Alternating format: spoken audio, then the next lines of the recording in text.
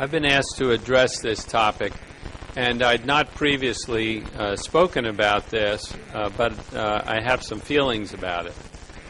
And I'm sure that my feelings are similar to yours, that the prospect of bracing adolescents during this tender age is a difficult, trying, and sometimes frustrating one, especially when you see your patients bringing their brace, dragging it through the hallway into your examining room, only to make you feel frustrated looking at their x-rays.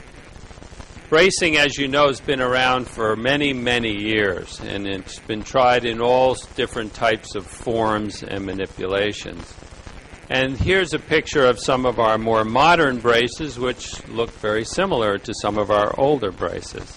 But nowadays they're named after cities, so that makes them different. Please advance the slide. I went through the literature in preparation for this talk and found numerous references to bracing with PubMed. And I came to the conclusion that the modern literature should begin with Dale Rowe's article in 1997, where he did a meta-analysis of 1,900 patients and came to the conclusion that bracing did in fact alter the natural history. When used full-time, it was more effective than part-time, and the cutoff there was 16 hours a day. An important part of that meta-analysis was Alf Jacobson's study, published in 1995, where he did a prospective, center-randomized, but international study, and he got follow-up of 86% of his patients. The conclusion he reached that using the Boston brace, his patients were 70% successful in preventing surgery when considering females with curves between 25 and 35 degrees. Danielson followed up on this same group of patients 16 years later and found that these results held true. Now, looking at the modern literature since then, you find very mixed results. And if you, for instance, were to look at these studies, you would see a lot of controversy.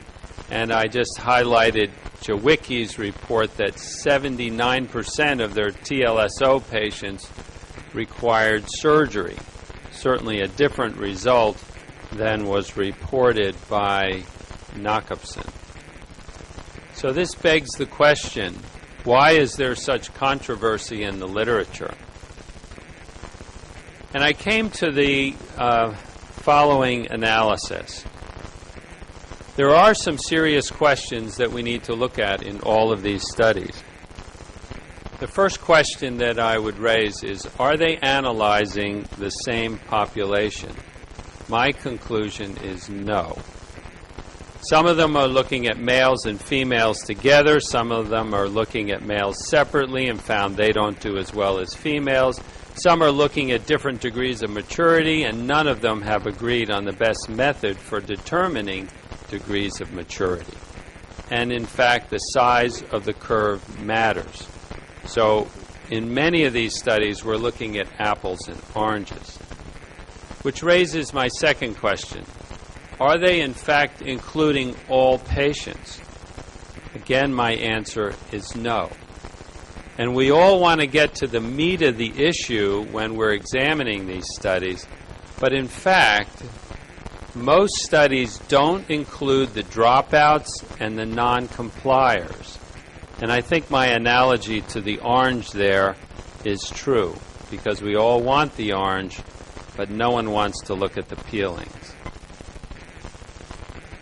Some additional unanswered questions are, how is compliance measured? Finally, studies, and I found two in the literature, and the most recent one is listed there, showing the use of the Boston brace with an electronic counter, which senses the heat of the individual, and it monitors compliance such that even though these individuals did not know they were being tested, when they came back for follow-up, with a monitoring device, it could be calibrated exactly how many hours they were in the brace each day. And so compliance is a very important part of any brace study. And then an additional question, which we all want to know. What will be the role of genetic studies in the future stratifying the risk of progression? For instance, if we're treating patients that genetic studies say are never going to progress to a significant degree, why bother? And why include them in the study to begin with? So the SRS Committee on Bracing and Non-Operative Management tried to make some sense of this confusing literature. And in 2005, they determined the criteria for inclusion in all future research studies. And I'll run through these. They said that all patients should be above 10 years of age. They should include only RISR 0 to 2, only female patients with a menarche of less than 2 years post-menarche. Should include curves between 20 and 40, no less, no more. And all patients should be included in the study. The follow-up should be 2 years after maturity before the paper is submitted. And they should be reported as a percent of progression less than 5 degrees and include all curves that are above 45 degrees and the percentage of patients that went on to have surgery recommended. And so with this criteria, we should be able to move into the future and have usable studies in the literature. Well, Lori Dolan published this article in 2007 where she stated that the science of bracing has been hampered by publication of uncontrolled studies to support bracing as the standard of care. And she raised this issue. Is it unethical to not prescribe a brace? And so this becomes an actual battle for those who are unconvinced by the faulty evidence in the literature. Thank you. And so she proceeded to solicit professional opinions, and these are opinions. She said that they identified that in their practice, 20 to 25% of patients had a reduction in their surgical risk, and this was due to the bracing. Well, this is obviously just an opinion, and yet it was something that needed testing. And so she and Dr. Weinstein put together an NIH-funded study called the BRAIST study to prospectively study the effectiveness of bracing. This is still in progress, and we're yet to see the result.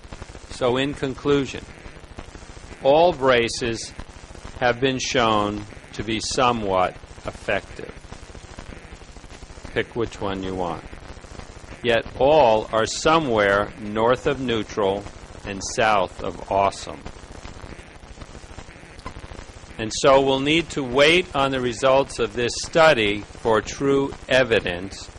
And until then, we need studies that link both genetics and compliance to bracing. Thank you. Thank you.